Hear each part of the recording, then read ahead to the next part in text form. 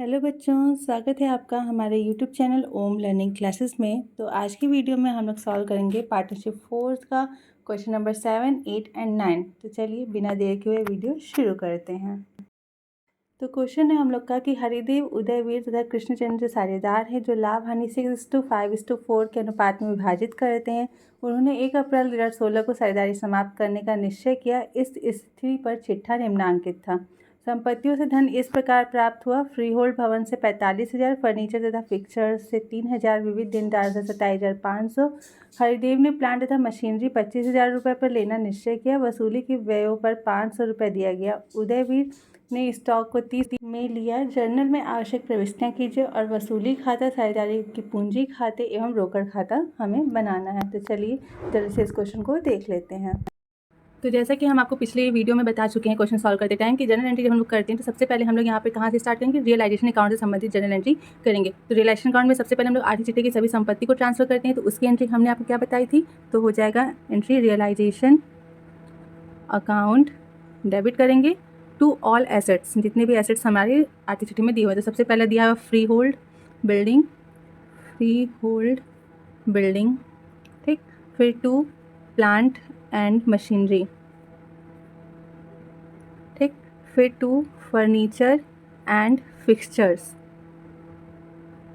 उसके बाद डेटर्स दिए हुए हैं और लास्ट में दिया हुआ है स्टॉक, ठीक। रोकड़ तो हम लोग यहाँ पर दिखाएंगे नहीं। सबका प्राइस लिख लेते। तो हमारी जो बिल्डिंग है वो है 40,000 की, प्लांट एंड मशीनरी 30,000 की, फिक्सचर्स जो है वो है 4,000 का, फिर 30,000 के हमारे डेटर्स हैं और स्टॉक जो है वो हमारा है 20,000 का।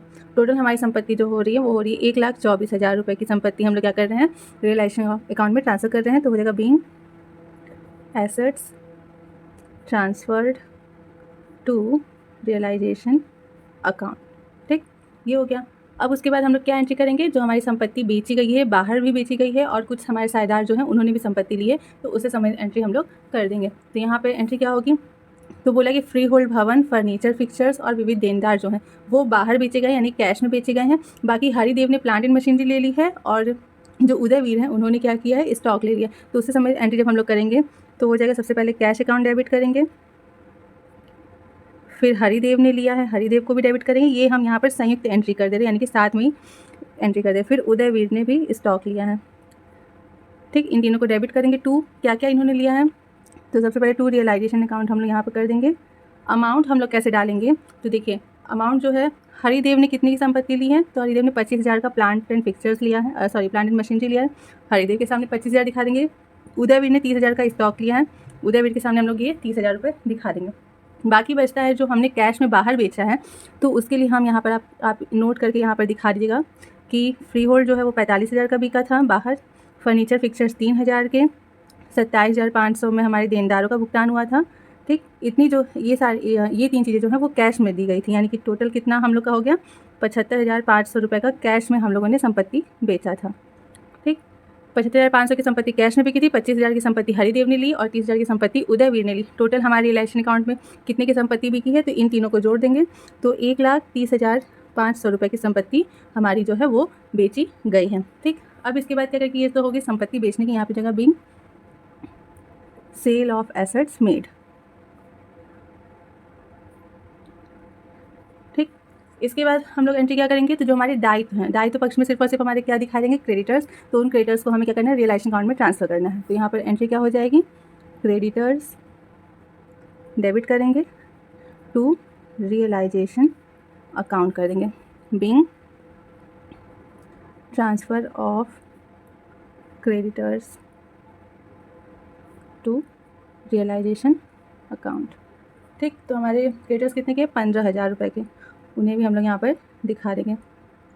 अब इसके बाद आप जब समायोजन में देखेंगे तो वहाँ पर आपको पता चलेगा कि हमारे समायोजन में यानी क्वेश्चन में कहीं पे ये नहीं बोला है कि लेनदारों का भुगतान हुआ है, ठीक है। लेकिन ये आप अपने से समझिए कि जब संपत्ति बिकी है और फर्म हमें बंद करना है, तो जाहिर सी बात है कि हमें अपने दायित्वों का भुगतान करना पड़ेगा, चाहे वो दायित्व बाह्य दायित्व में, चाहे वो कोई भी दायित्व क्यों ना हो। तो हमें अगर क्वेश्चन में नहीं भी दिया है कि लेनदारों का भुगतान हुआ या नहीं हुआ, तो भी हमें क्या करना होता है, लेनदारों का भुगतान करना होता है। तो यहाँ पर भी हम लोग क्या करेंगे, लेनदार के भुगतान से हमारी जर्नल एंट्री करेंगे और साथ में क्योंकि बोला है कि वसूली के व्यय पर 500 रुपये दे गया, तो उसकी भी हम लोग जर्नल एंट्री करेंगे। सबसे पहले हम लोग जर्नल एंट्री करेंगे लेनदारों के भुगतान की।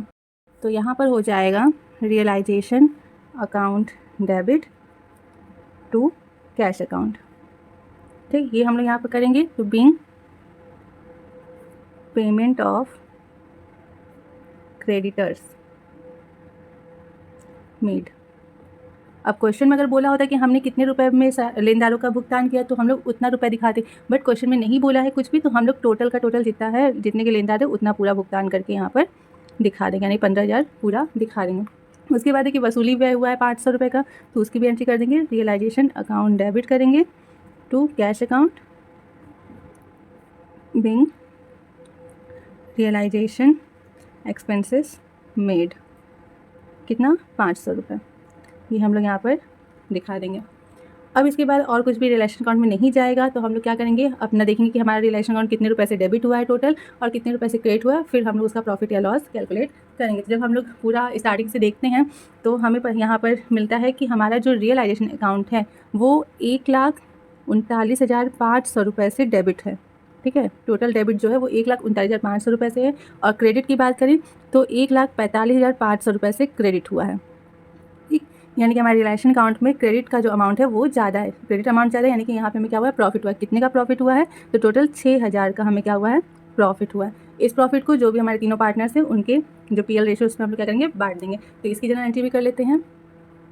तो एंट्री हो जाएगी हमारी realisation account debit to Haridev to Udayveer and last में टू कृष्णचंद्र। ठीक, ये एंट्री जगह यहाँ पे जगह being profit transferred to all partners capital account. ठीक है, तो कितना प्रॉफिट हुआ है, 6,000 का। इस 6,000 के प्रॉफिट को जो हमारे तीनों पार्टनर्स है वो अपने रेशियो 6:5:4 के रेशियो में लेंगे।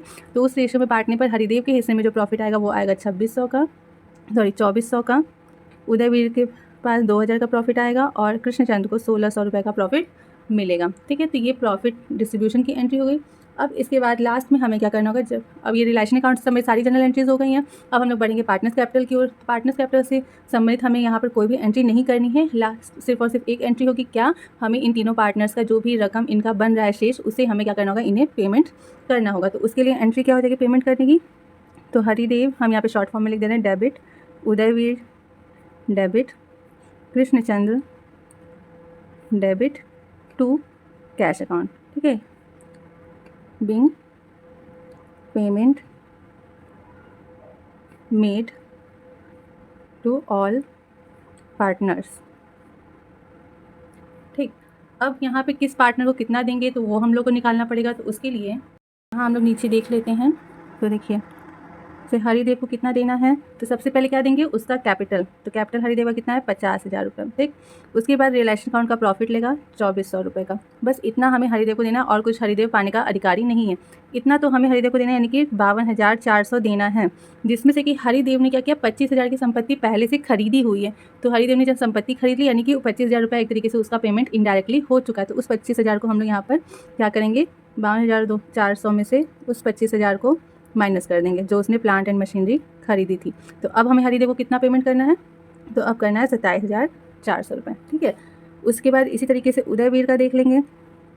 तो उदयवीर की जो कैपिटल है वो है 40,000 की, रिलेशन अकाउंट का प्रॉफिट उसका था 2,000 का। इतना हमें उदयवीर को देना है, यानी कि टोटल 42,000 रुपये देने हैं। लेकिन उदयवीर ने भी 30,000 की एक संपत्ति खरीदी है, तो 42,000 में से उसका भी 30,000 पहले ही इनडायरेक्टली पेमेंट हो चुका है। तो अब उसे कितना भुगतान मिलेगा, 12,000 रुपये का। लास्ट हमारे बचते हैं कृष्णचंद्र, तो उनका जो कैपिटल है वो है 25,000 का, और प्रॉफिट जो है वो 1,600 का, 1,600 का।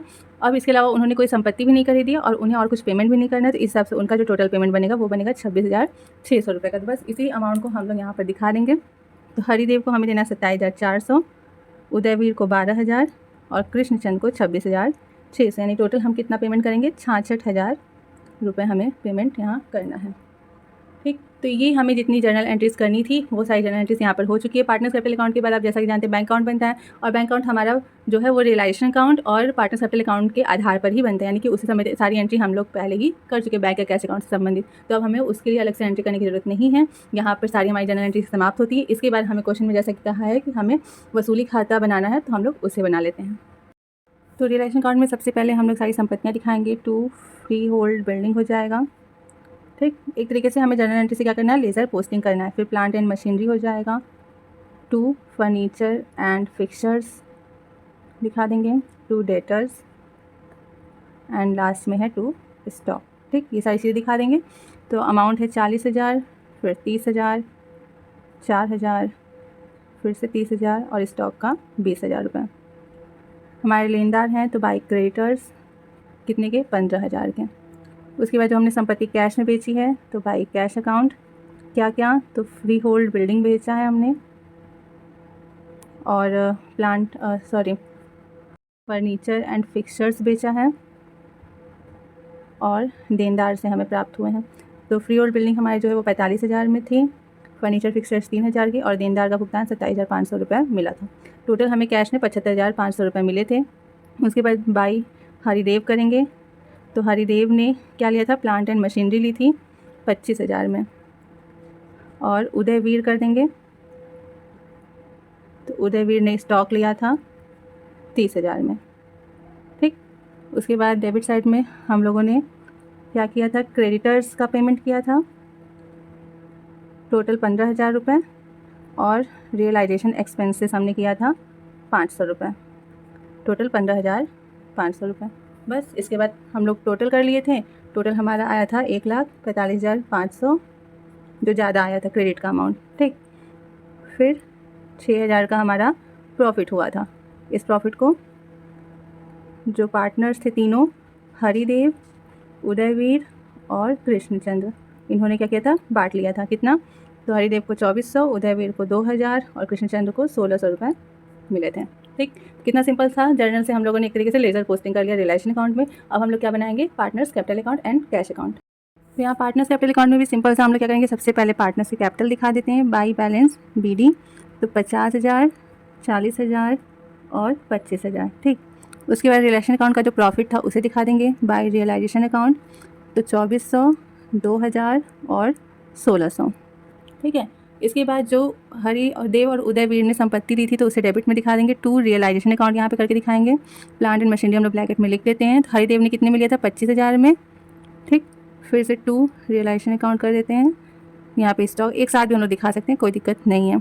यहाँ पर उसने 30,000 में उदयवीर ने स्टॉक लिया था।